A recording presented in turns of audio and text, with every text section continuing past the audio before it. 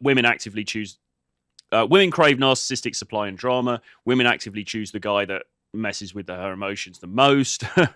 Yeah. I think it's just about feeling alive, isn't it? I mean, and Yeah. it's Robert Glover talks about it. His theory is back in the day, in the cave, we're talking millennia ago, when men were out hunting, women were sitting there nervously in this kind of tension state of, are we going to get fed? Are we going to Mm. starve?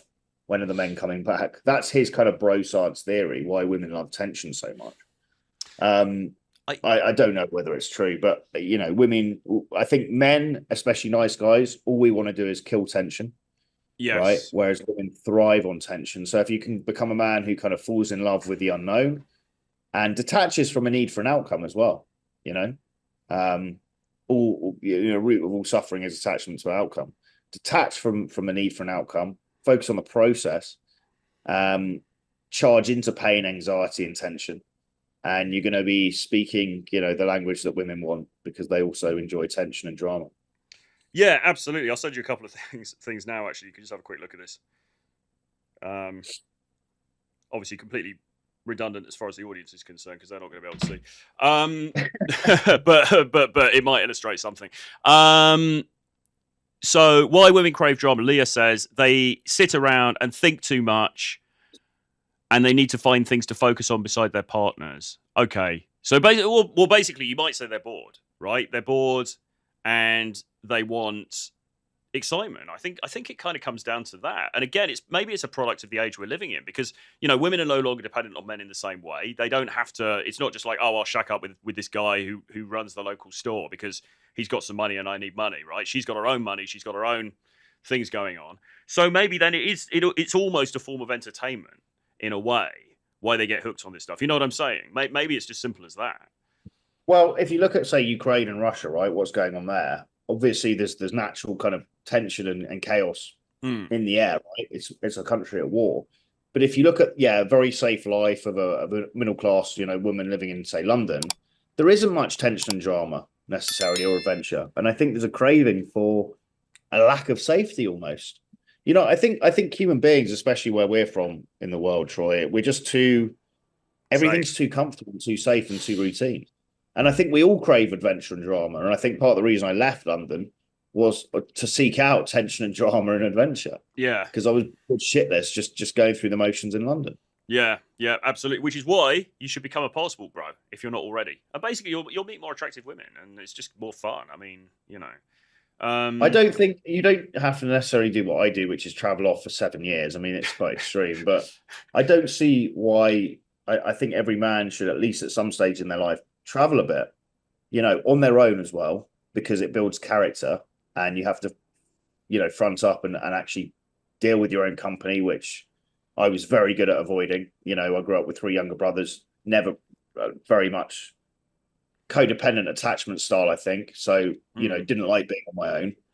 But traveling off and having to be on my own around the world in different countries where I don't speak the language, it gave me resilience. It gave me more character through circumstance. So I think it's something that every man should do at some stage.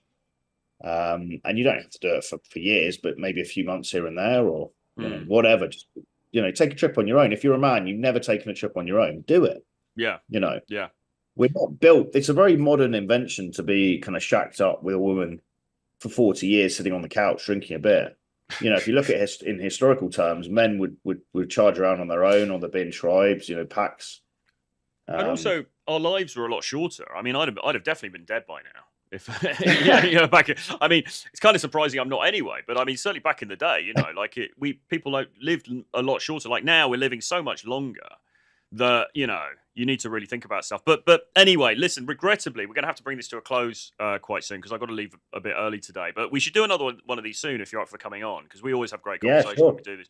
Um, absolutely. It's a pleasure. our course, The Edge, is still open at the moment. So if guys want to, I mean, how do we encapsulate The Edge very quickly? It's basically a course which teaches you all the key components of masculinity that you need in order to ace it in today's dating world. That includes hormone optimization. It includes what else does it include? It includes getting comfortable with sex, being comfortable around your sexuality. It includes high level emotional and social intelligence.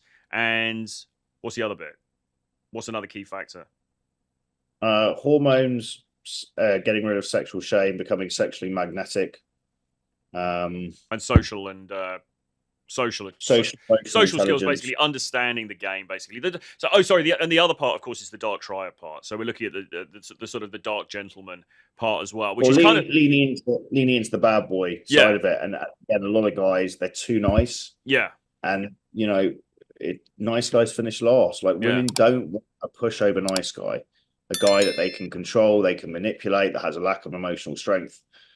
And That's yeah, we which go kind of ahead. ties in with what we're talking about today, really, doesn't it? It's that sort of darker, it's that drama, it's that energy, etc., that women actually really. It's having a strong frame to life, isn't it? And knowing what you want and going after it, and not allowing people to push you around, and standing up for yourself. Really, that's what it comes down to. It doesn't need to be you turn into this absolutely dark, horrendous sadist. Yeah, It's just about not being overly nice the entire time. Now, there's a difference between being kind and being nice. Niceness is when you're doing stuff, nice stuff for people as a manipulation tactic to get attention or sex back.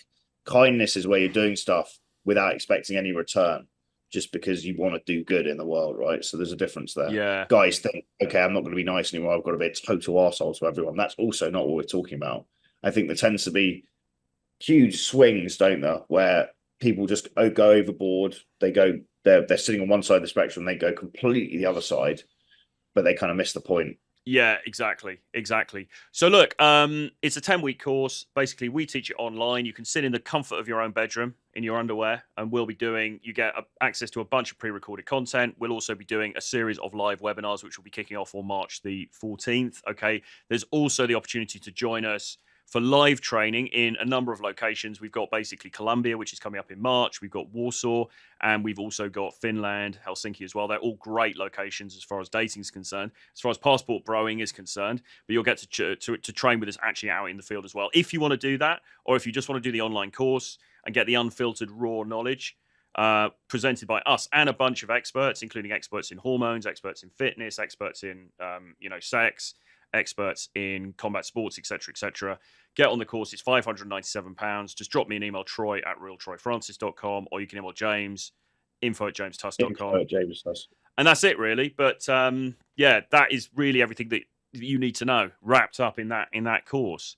Marriage course. Yeah, sorry. Just to tail that off. So it's not just theory. It's practical application where you essentially get us coaching you and getting you out of the house and being social, right? Which is a massive thing. It's practical action taking to turn you into this guy with high level social skills and also leveling up in other areas. Absolutely. And if you're not where you want to be in the dating world, you've got to do something different. You can't just sit there expecting it to work out. It doesn't work like that. Absolutely. You've got to change your behavior and the way you're interacting with the world, and this course is going to allow you to do that. And it's only £579 for 10 weeks, so it's nothing. And it closes on the 14th of February on Valentine's Day, which is next week, I think. So that's 8 days from now, yeah. Yeah. So marriage causes divorces. Unfortunately, women confuse stability for boredom. I think there's some truth in that, unfortunately. And then Leah says there's something attractive about a man who ignores all the naysayers and loves his own journey. Absolutely. Or sorry, lives his own journey. It's basically realizing you're the dominant force in your life, right? And not kowtowing to what other people think you should do. And I think, again, using my own life as an example, before I started doing my own thing, I was very much a slave to the thoughts and opinions of other people and valuing their thoughts, the thoughts and opinions of other people over my own, to the point where I wasn't living the life I wanted to live. Yeah. And I gave too much of a fuck about what other people thought. And again, that's a really emotionally weak position to be in, I think. Absolutely. Looking back on it. Yeah, indeed. Great stuff. March the beat of your own drum, they say. And I think that's the best way to put it, is like, do what the fuck you want. You've got a limited number of heartbeats, breaths, and you have, a soul view on your reality, and do what the fuck you want. Figure that out. And if it takes you a lifetime of figuring that out, that's also okay.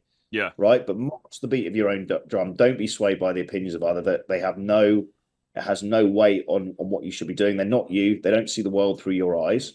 And if you value the opinions of other people too highly, you're a slave to that. So again, there's a great book I read recently, and I've got no affiliation to the author, but it's called I'll give this as a recommendation because it's actually really good.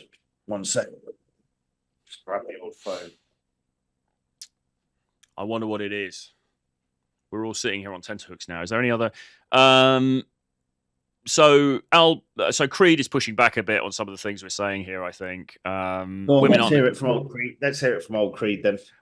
He's just saying, women are not as bad as the internet says. The internet and YouTube are designed to be an echo chamber. Be careful what you see. That's true. And it is true. I actually agree with him. Like, if you, the problem with watching this content, and there's not ours, everyone else's. Ours is fine. The problem is sitting here watching all the YouTube content and then not going out and socializing. You get a very dark view of dating in the world and women. And he's absolutely right. It's extremes and it's not reality. Most people are actually quite decent, but if you sit here watching all this content, it makes you very fucking anti-dating and anti-women. Yeah, exactly. That's not what we're saying. And we've always said 95% action, 5% theory. And so the 5% theory counts as watching this stuff, but the 95% is actually getting out there and being social and realizing human beings are, we're all fucking perfectly imperfect. We're all on the same journey, and having a bit of compassion, love to, other people, and getting out there and being social and having fun is actually an amazing experience in itself. Yeah. And you realize actually it's not all doom and gloom. No, you're absolutely right. I mean, like most people, as you say, you encounter are decent. They're not actually out to fuck you over, etc., etc. We tend to talk about extremes a lot on the internet, but it's not like that. There's a grain of truth in a lot of this stuff, and you need to be aware of these aspects. But at the same time, you don't need to let it rule your life. You want to just get out there and live, basically. Anyway, sorry, you were going to do the recommendation.